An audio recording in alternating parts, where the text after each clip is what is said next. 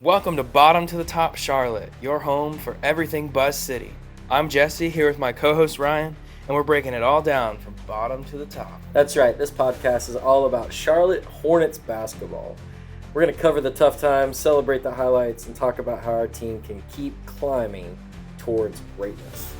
Every episode, we'll dive into weekly recaps, top plays, areas for improvement, and even spotlight the unsung heroes of game day, like the people who make the Hive come alive behind the scenes. And we're always going to end on a high note because we're here to build up the Hive and rally Charlotte fans. So let's jump right into it. And maybe we should start a little bit with where, since this is one of our first episodes, we want to talk a little bit about where the idea came from. And so, Jesse, tell us a little bit about your Charlotte Hornet fandom in your world. Yeah, so for me, I'm kind of just a big Charlotte guy. I love everything Charlotte. Born and raised in Charlotte? Born and raised. Big Panthers fan, big Hornets fan. So grew up as a Bobcats fan. Okay. For me, the orange haunts me still. Yeah. Well, we brought back the buzz. That's yes, we did bring back the buzz.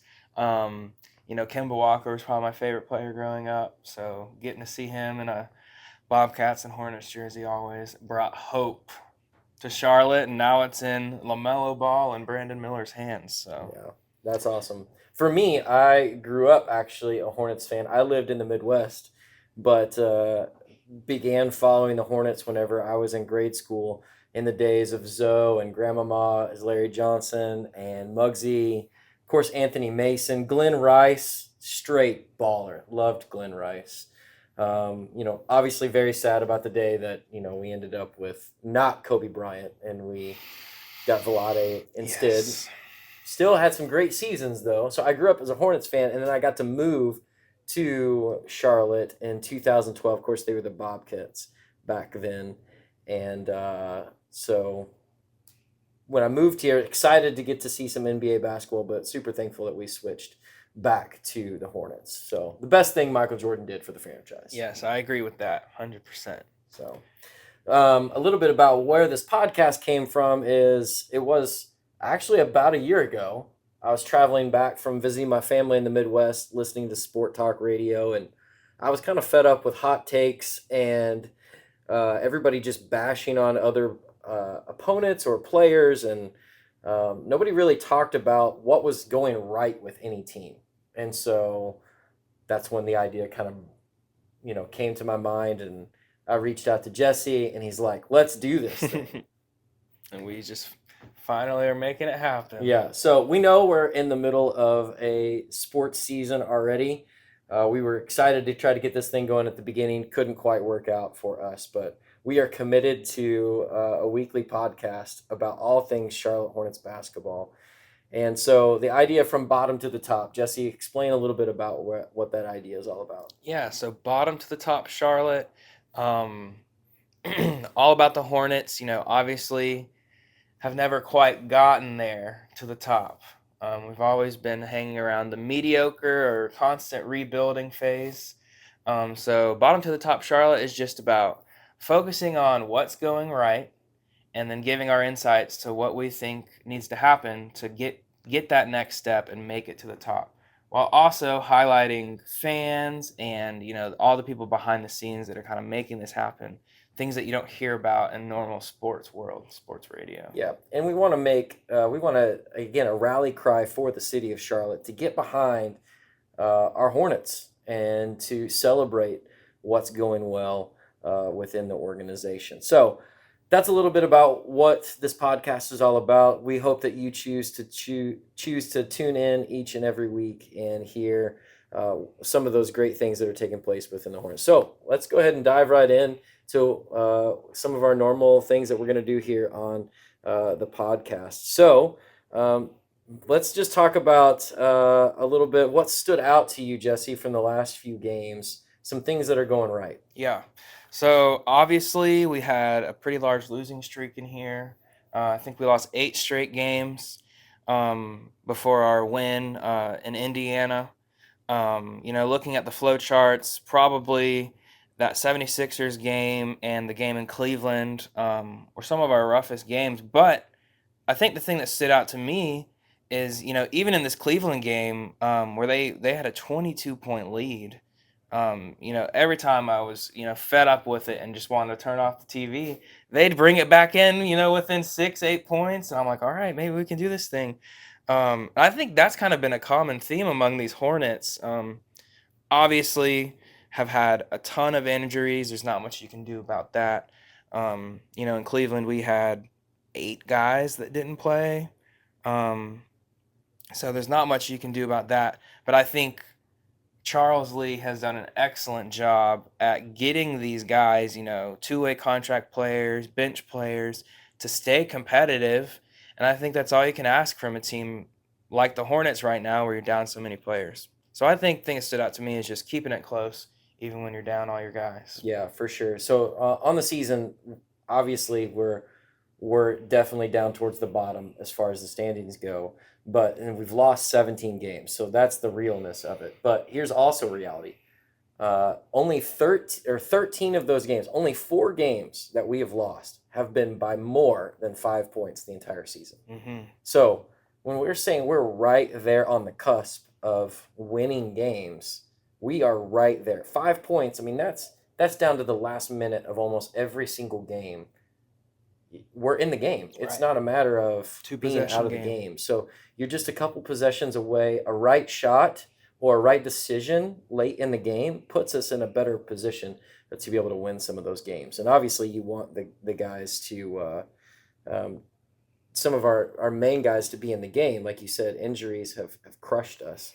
I mean, you name any other NBA team who their top, 7 out of their 8 players are injured, they're not going to be competitive at all. Mm-mm. And we're competing with teams like the Cavs and the Knicks.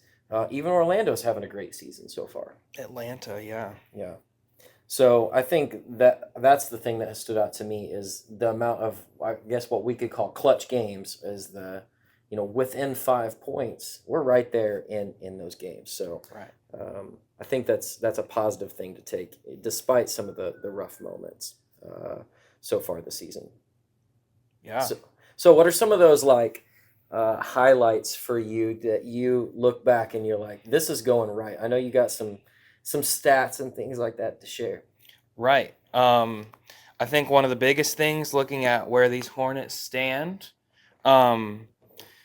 just in stats, rebounding. We've been down our 2 starting centers. Musa! And this guy, Musa Diabate, comes along. We're top 10 in the league, sitting at 8th at 45.2 rebounds. Is this Dennis Rodman reincarnated? He is essentially Dennis Rodman.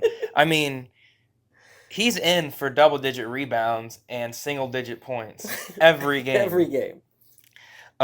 So that's probably one highlight of a player. Another highlight I have, and maybe you can talk about this more too, it's got to be Brandon Miller. I mean, that's all we kind of have right now. Yeah. So he's been playing great. He's done what you want him to do or expect him to do.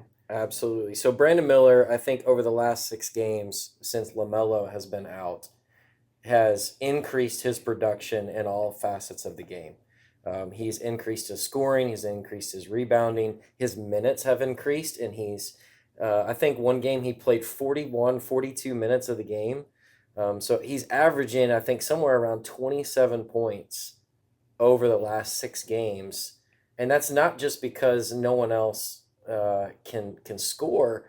That's just him being effective. Like he's shooting well and taking what's been given to him, because obviously anybody who's playing the Hornets, they're going to key in on Brandon Miller. I mean, he's our only, if we were to pick our starting 5 from our roster, he's our only guy that would be one of our starters. And so everybody's keying in on him.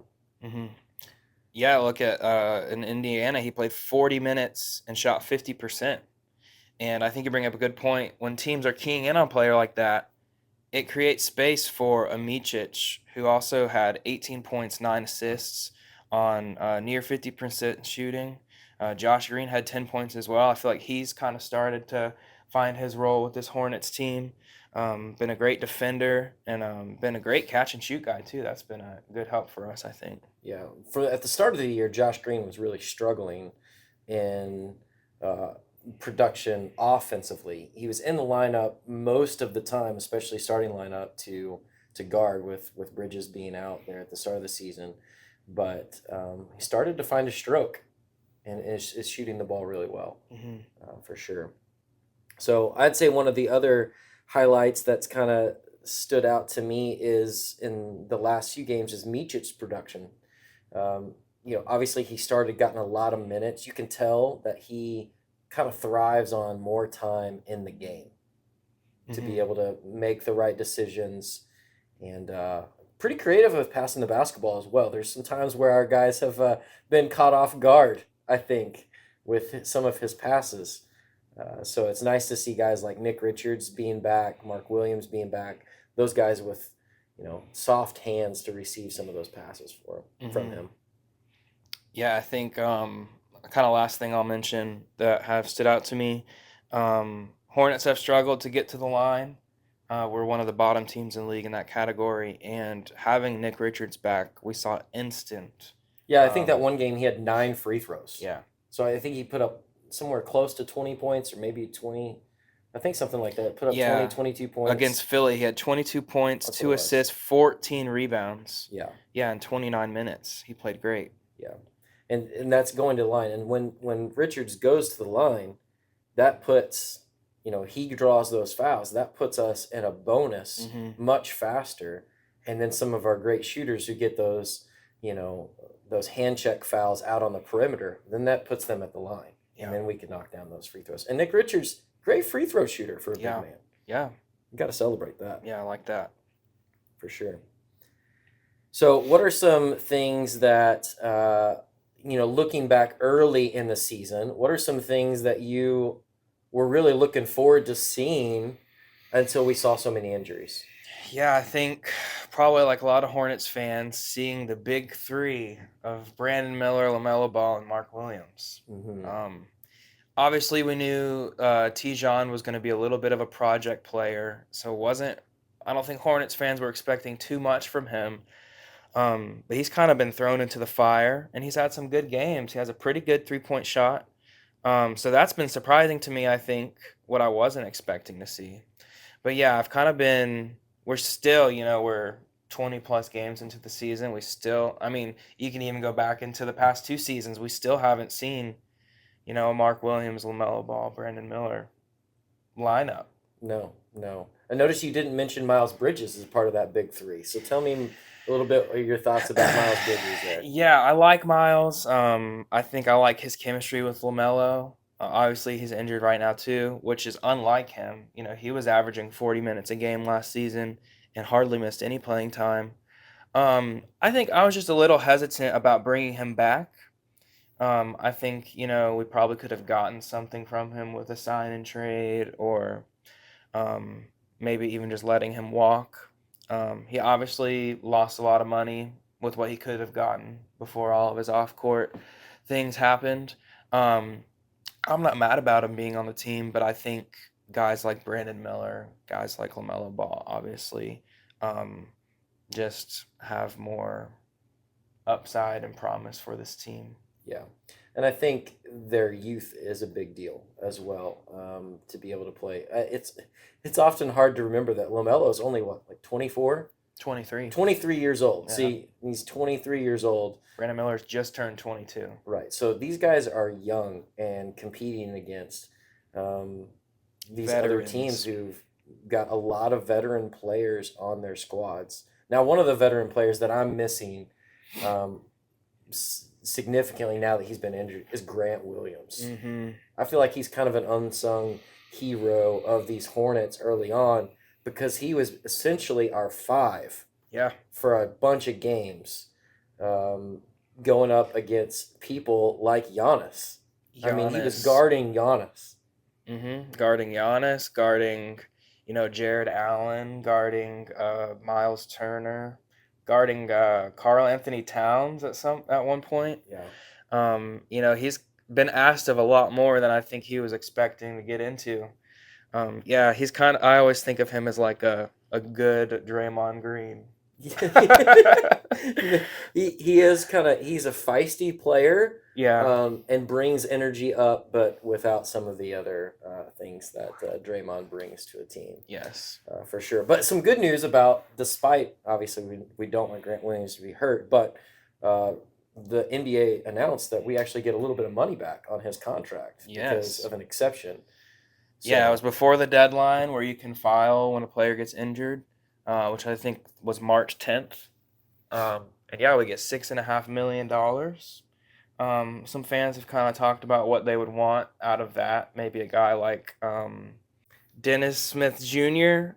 He played with the Hornets previously and is a free agent right now. Could probably pick him up with that money. But I think also guys like Josh Green and Cody Martin kind of already are filling that role. So, I'm not sure what we're going to do with that money. But we did bring up Isaiah Wong. yeah, which brings us Yes. to our Eric Collins favorite segment of the week. Now, this is something that we want to do each and every episode. If you don't know and you don't listen to Hornets basketball, Eric Collins, Del Curry, by far the best duo of commentators Yeah. in the NBA. I think it's widely recognized as well. Like, there are other people who listen to Hornets basketball solely to hear Eric Collins and Del Curry call a game together. Mhm. And so if you're new to all things Hornets basketball, we encourage you to, jump onto the FanDuel and Or Spectrum. or Yeah. Spectrum to be able to It's worth it. to view the games, to watch the games, and to listen in to Eric Collins. So, Jesse, why don't you play that clip of the week, and we can talk a little bit more about our new favorite guy pulled up from the G League, Isaiah Wong. Yeah, let's go.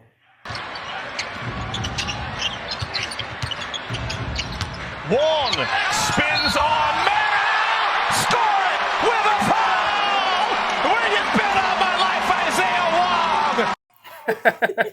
I love that. It's so good. That was, as we started brainstorming and talking about what we were going to talk about, as I was watching these past couple games, I'm listening out for these things. And that one, I think instantly I knew that's going to be my pick for the call of the week. Well, and that was on the heels of a previous play by Isaiah Wong as well. So that particular play, he crossed a guy up, spun, and then laid it off the glass. Yeah. And maybe even took a foul. Yeah, it was an and one. It was an and one. Got his free throw as well, and was a tremendous spark in that game for us. It was huge. Yeah, he played great. He was a big surprise. I think, had instant production. Yeah. I think within 4 minutes he had 7 points or something like that in that game. And I think that comes from the confidence of scoring and playing in the G League. This is why you want a developmental league as a part of your team, so that your guys can develop and come up with confidence. And, the difference between like Isaiah Wong coming in that moment, he was ready to take over scoring, in that game, and was willing to take that leadership mantle on. Whereas a lot of guys who, if this is your first NBA game, you're a little apprehensive to even shoot the ball. Like, you're going to go in and play good defense, pass the ball, be in the right position. If you're wide open, you're taking a shot. Right. He was saying, give me the ball, let me take over. To the point that later in that game, coach left him in the game. Mm-hmm. Yeah, I think it shows. And I think from a coaching perspective, if you can produce for this team, you're going to get playing time. And I think if Isaiah Wong can keep this up, I would like to see the Hornets maybe give Nick Smith Jr. some more time in the G League, because he's played extremely well when he's in the G League, but just kind of really hasn't found a spot in the rotation. Obviously, and has struggled from shooting field goal percentage-wise. Obviously, Seth Curry being on our team, who provides instant production, is going to limit your minutes. Like for a guy like Nick Smith Jr., even now KJ Simpson, who's played extremely well. So, I hate to say it, but Nick Smith Jr. is kind of getting to a point in the James Bouknight territory for me. Oh, wow. So, I think he just needs to spend more time in the G League, and just get his confidence. And, you see it with guys like Isaiah Wong. Yeah. And I think that's the thing when you do have such a short amount of time coming off the bench to be able to come in and be an immediate producer. And you've got to produce something, whether that's incredible defense, rebounds, scoring, uh, even assist wise. That's where Micic kind of found his niche there at the beginning, is not so much scoring, but just distributing the ball to the right people in that second unit. And so you got to be able to find your spot pretty quickly. And if not, you're going to be replaced by somebody else. Yeah. And so Wong came in and said, I want a spot. I think I've earned a spot here in the NBA. And so far, we've seen some good things out of him. Yeah, sure. And Eric Collins agrees. Eric Collins agrees. Such a great call. So if you want to, make sure that you dig on social media, find some of the best Eric Collins. We're going to bring you one each and every week. But that was our favorite one of this past week, for sure. Okay, so now let's talk about where we see room for improvement. What's an area you think? I think one of the things when it comes to playing defense without fouling the opponent, there's been a number of times where we've allowed our opponent to get into the bonus early on in the game, and that's put us at a significant disadvantage to where now you can't play tight defense, and then guys are knocking down shots because you're just not playing tight on the defensive end of the floor. And that's something that Coach Lee has harped on. Like, we've seen that, like, he gets frustrated visibly on the sideline of coaching the players to make wise decisions, and even a couple controversial moments of even some of our star players of sitting them on the bench and saying, this is the kind of brand of basketball we're going to play. And if you don't want to play it, you're going to sit next to me. And, you saw the effects of that. That was the stint of LaMelo's 40-plus 50-point games the next night. So I think it's good for Charles Lee to implement that. But going off of kind of what you're saying, I think we're seeing these early fouls with veteran teams. I instantly think of, like, the Cleveland game, the Boston games back-to-back. They were getting in the bonus really early. And even that one Boston game where we could have won that game. The first one, yeah. Or second one, sorry. Getting into the bonus like that kills your momentum because it stops the clock. They're getting points. And it allows your shooters to get in a rhythm. Right. So that was one of the things with Jaylen Brown in that Celtics game was Jaylen Brown had not been playing great. He gets to the line, knocks down a free throw in rhythm, and then he started hurting us. Sees one go through. Yep. The same thing with Jalen Brunson in the New York game as well. So getting to the line is certainly one of those things that we've got to get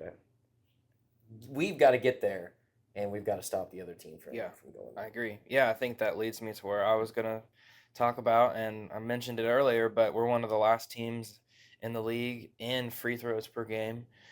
Seen some improvement with guys like Nick Richards coming back in the lineup, like we kind of already mentioned. But I think that's where the Hornets can continue to improve. And, before LaMelo got hurt, I think he was finally starting to get an all-star whistle. He's driving, aggressive. And maybe I can even see that more from Brandon Miller. He's kind of taken on this off-ball screen, jacking up three-pointers, which obviously it's working for him. Yeah, he's knocking down a high percentage of shots. But I would like to see him drive more too, because he can slash to the basket. Yes, and he's long. Like if he gets there, his length has the ability to go up and over people. Yeah. We've seen a couple posters this season already. Yeah. Pretty good dunks, yeah. Yeah. I think there's been several of those lobs that have been pretty highlight worthy. And then, of course, I think the one dunk over Giannis was pretty sick, too. That was pretty good. Mm-hmm.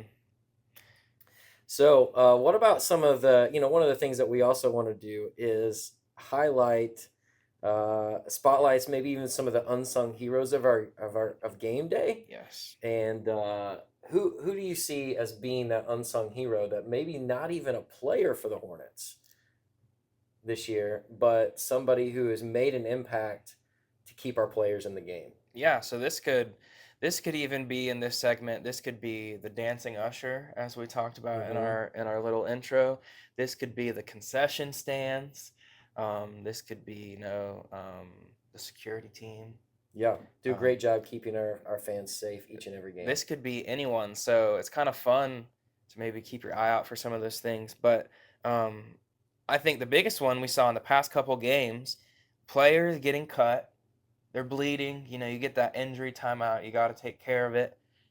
And Cody Martin, especially in that Indiana game, was back in the game in like 30 seconds. Yes. And he kept playing, and that can be pivotal in these close games. Obviously, they played much better in Indiana. But when you go down a player like that, um, getting back before that injury timeout ends is massive. Yeah, so shout out to Dr. Quentin Sawyer, who is our head athletic trainer. He keeps the rest of our staff. And, Jesse, there might be a reason why he's so good. Is not only is he counted on for our Charlotte Hornets, folks, he was counted on for Team USA this past year in the Olympics. You may or may not know this, but he himself does have an Olympic gold medal as a part of that Team USA team, as taking care of that staff and those players. So he's doing a great job in those moments on the court when one of our players has been hurt. Yeah, so shout out to our award-winning medical staff. That's right. So one of the other segments we want to add is kind of a fan interaction. So obviously this being our first episode, we kind of just want to talk about this and let you know that if you leave a comment, anything you want us to talk about, or maybe a question you want us to answer, or potentially even could call in to the show. We'd love it. So any of those things, whatever you guys are seeing that maybe we aren't, you want us to talk about, ask us questions, and we'll answer those. So you can leave us a comment on our Instagram. What's our Instagram? Our Instagram is bottom to the top, Charlotte. Nice. You can find us on Instagram. Direct message as well will work. I think also there's a comment function on the Spotify, so you can leave comments directly there as well, and we'll talk about them on the show. Yeah, and that again, we want this to be a rally. We want to rally the city to love our Hornets and recognize some of those great things that are taking place, and just have kind of a fresh set of eyes, not such a critical eye in the sense of just trying to find out what's going wrong, but just being mindful that we've got a great team. Coach Lee's doing a great job, even in the midst of a really tough, stretch in the season where we've got a lot of players hurt. Yeah, that's right. Obviously, a couple things we can still improve on, but ultimately, I think this team is headed in the right direction, and we have so much we can look forward to as Hornets fans. All right, before we go, though, we want to look ahead at what the Hornets have got coming up, and starting off with the Chicago Bulls. We're headed to Chicago to play the Bulls, obviously a storied franchise. And Jesse, what do you see coming up in this game against the Bulls? Yeah, this is going to be a tough game, obviously. We haven't gotten the injury report yet, but we could potentially have LaMelo back. Hopefully, I think we will have Mark Williams back. Resting him on that back-to-back is part of his return to play. So that's why he didn't play in the last game. But looking at the stats, Chicago's 4th in the league in points per game, top 10 in field goal percentage, top 5 in 3 points made per game, top 5 in assists. They're a good team. It's going to be a tough game. I would say they're kind of like us. I think they're a better team than what their record shows. Right. They sit at 10-15. But there's a lot of good teams in the NBA this year with a lot of good players. But that LaMelo wants to play his brother. Yeah, he's going to want to be healthy. I think they're probably just being a little careful with LaMelo. He had a little calf strain, and they were kind of looking forward, and they knew that we would have this long break. Haven't played in a while, so playing on Friday. So hopefully, I feel pretty confident he'll be back. Hopefully that's reflected in the injury report. I will say one thing I'm excited about, looking at our stats. I mentioned it earlier. We're 8th in the league. Looking at against Chicago, they're 13th. We joked and called that the Diabate effect. In rebounds, you're saying we're 8th in the league. Yes. That's Musa. So, and then, we're top 20 in blocks per game and top 20 in steals per game, which are both better than Chicago. So I think, if we can force turnovers, score off turnovers, and get and not allow rebounds. them second Yeah. chances Got to get to rebounds. score. Which that's where Diabate could improve, right? Is get some defensive I boards. feel like a lot of his boards are offensive rebounds. Right, which gives us a second chance, and that's Yeah. when we can knock down. A lot of times, guys are open for wide open threes in those moments. So hopefully, it'll be a great shooting night. We've got some great rest. Hopefully, we'll get some players back, and so we look forward to this coming week of Charlotte Hornets basketball. Thanks for being a part of the Hive, and remember, this is Bottom to the Top Charlotte, and we'll see you next week.